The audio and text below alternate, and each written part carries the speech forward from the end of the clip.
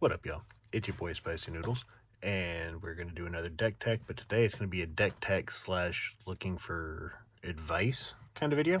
So, the newest deck after, cleaning out some other ones for, financial reasons, Shroofus Sproutsire.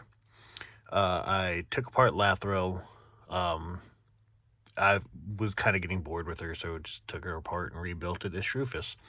So, same concept, Voltron build, make a bunch of little guys for blockers.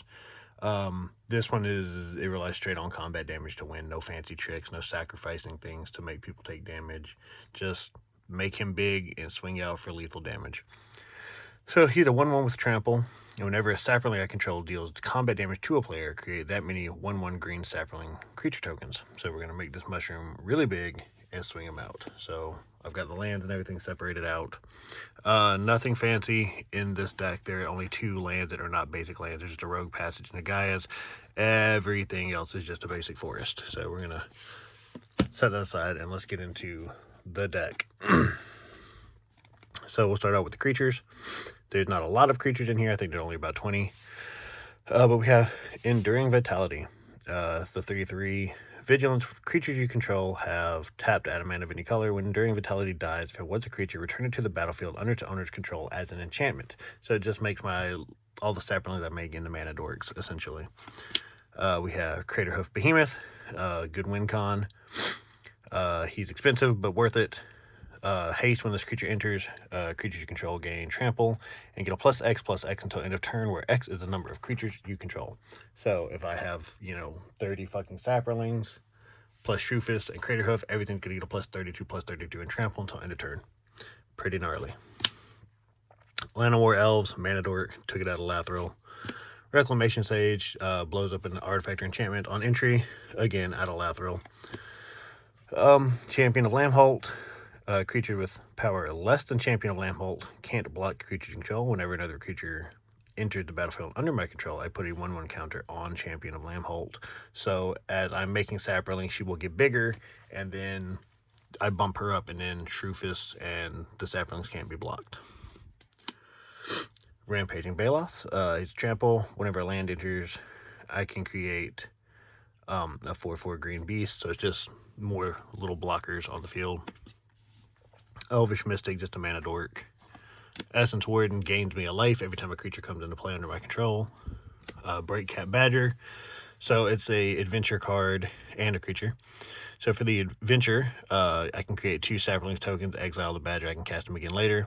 And then as the badger, it makes my fungus and saplings tap for a green mana. At the beginning of my end step, I create a sapling creature. So it just makes me a creature at the end of every end step, and then I get they can tap for mana, so it's good to have. Gulta Primal Hunger, costs X less to cast, where X is the total power of creatures you control. And trample, so you got a bunch of little saplings, you can jump out this big 12/12 dinosaur for 2 mana, essentially. Tindershoot Dryad, you get the City's Blessing if you control more than 10 permanents. And at the beginning of each upkeep, mine and my opponent's, I create a 1/1 green sapling, and saplings I control get a +2/+2 as long as I have the City's Blessing. Jaheira, Friend of the Forest, makes my tokens tap for mana. Null Mage Shepherd, I tap 4 untapped creatures I control. I destroy a target artifact or enchantment. It's good. I was playing against another Voltron deck yesterday, and it helped me prolong the game quite a bit because I was able to tap a bunch of saplings and blow up a lot of his equipment that I couldn't defend against. Oran Frostfang, attacking creatures I control have Death Touch. Whenever a creature I control deals combat damage to a player, I draw a card. Land of War Tribe, Mana Dork, tap for 3 mana. Roaming Throne, when it enters, I choose a creature type. Roaming Throne is the chosen type in addition to its other types. And if a triggered ability I control, triggered ability of another creature I control of the chosen type triggers an additional time. So this would make Shroofus and all the other saplings that are making saplings when they deal damage trigger twice each time. So it's just another way to flood the board out a little bit. Spore Crown Thalid, each other creature I control that's a fungus or a sapling gets a +1/+1. Mossborn Hydra, he's got trample. This creature entered with a 1/1 counter. And whenever a land I control entered, I double the number of 1/1 counters on this creature. Azusa, Lost but Seeking. She lets me play 2 additional lands on each turn, which that might come out eventually. I don't know. Like I said, this deck is still a work in progress. I'm just showing it off now and seeing if any of you guys in the comments can recommend me some other stuff to put in. Okay, so we're finished with the creatures, and we've moved on to the instants and sorceries. We have Rapid Vigor. To regenerate each creature I control is really good for keeping Shroofus and all my little saplings alive after a board wipe. Second Harvest. For each token I control, put a token on the battlefield as a copy of that permanent. Epic Struggle. At the beginning of my upkeep, if I control 20 or more creatures, I win the game. For the common good. More token doublers, and I gain life for each token I control, and they gain indestructible when I cast this. Sapling Symbiosis. I can cast it as though it had flash if I pay 2 more to cast it, and I create a green sapling for each creature I control. Rampant Growth, just to go get some land. Broken Wings, destroy target artifact, enchantment, or creature with flying. Beast Within, destroy target permanent.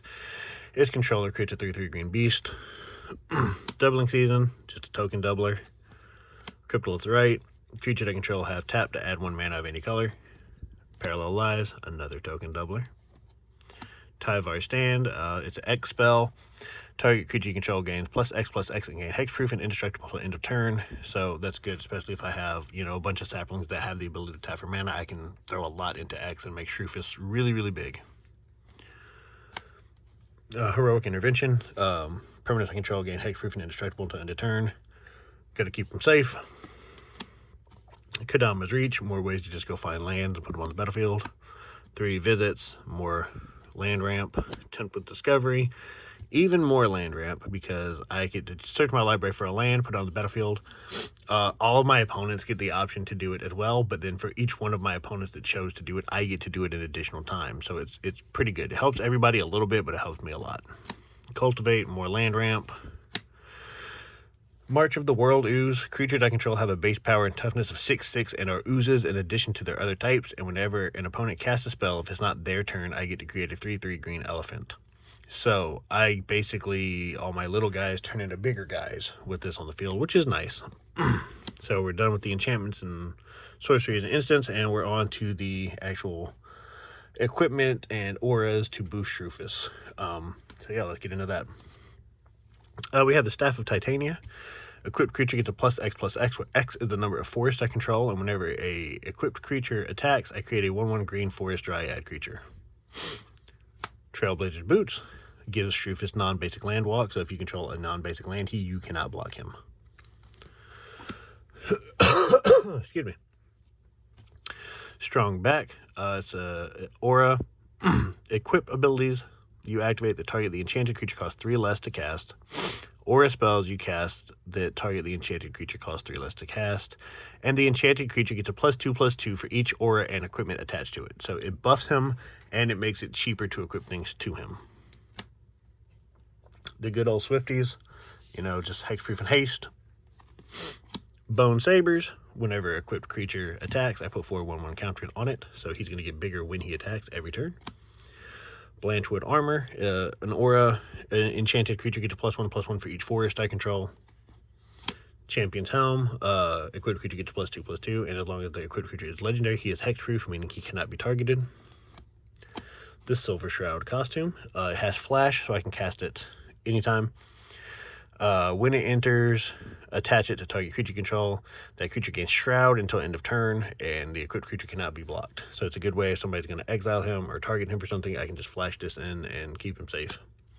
Fire Shrieker gives him double strike, so he'll hit twice. A Soul Ring, because everybody needs a Soul Ring. Black Blade Reforged. Equipped creature gets a 1/1 for each land I control. Brotherhood Regalia. Equipped creature gets Ward 2, meaning it costs 2 more to target him. He's an assassin in addition to his other types, and he can't be blocked. The Sword of Wealth and Power.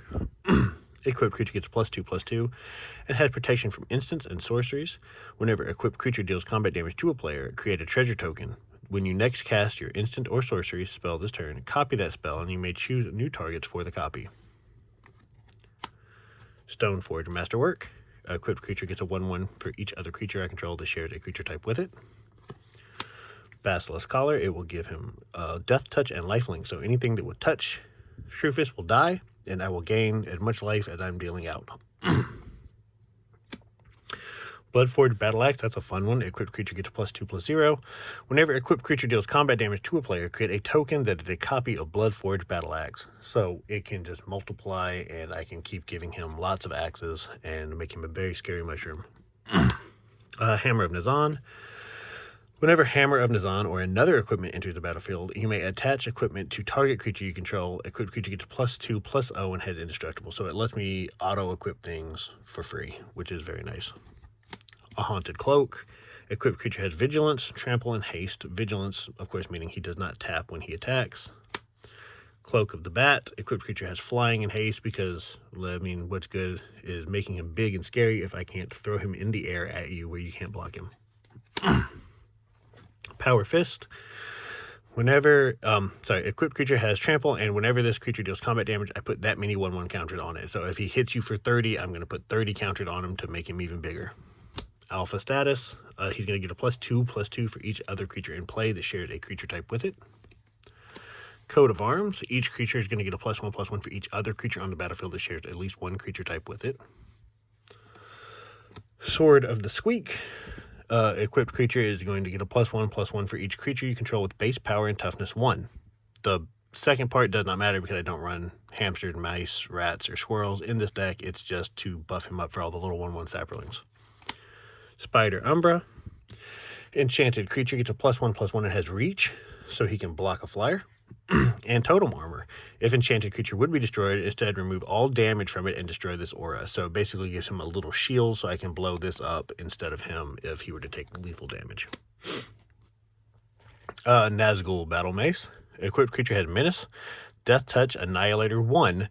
And whenever an opponent sacrifices a non-token permanent, put that card onto the battlefield under my control unless that player pays 3 life. So Annihilator is, if you have Annihilator 1 and I attack you, then you have to sacrifice 1 permanent. If it had Annihilator 2, you'd have to sacrifice 2 permanents, etc., etc. That's just how it goes. So it's pretty good. Kind of a pricey card to play, 5-drop and then 3 to equip, but can be kind of brutal. Cobbled Wings just gives him flying. Cliffhaven Kite Sail. When it enters the battlefield, auto-attach it to target creature. It gives him flying. Nurok Hover Sail. Equipped creature has flying because that has been the detrimental part of this deck from what I've play tested is the lack of reach and flying. So we're going to try to remedy that. And then Short Bow. Equipped creature gets a +1/+1, vigilance, and reach. So that's where the deck sits now for good old Shroofus. If you guys have any suggestions on things that could make it better, or, you know, things I might have overlooked to add in, by all means, let me know in the comments. Help make this deck as good as it can be for old Shroofus there, because he's fun to play. I think it's hilarious to have a little mushroom and just beef him up and just swing him out. So yeah, let me know what you guys think. The deck list is going to be linked in the description. Everybody always asks me in the comments, hey, do you have a Mox field? Blah, blah, blah. They are always linked in the description. I need to start mentioning that in the video, but yes, if I post a deck tag, the link to that deck is going to be in the description for the video. So yeah, check it out. Let me know what you guys think. Let me know any suggestions. Hope you guys have a great day. Peace out.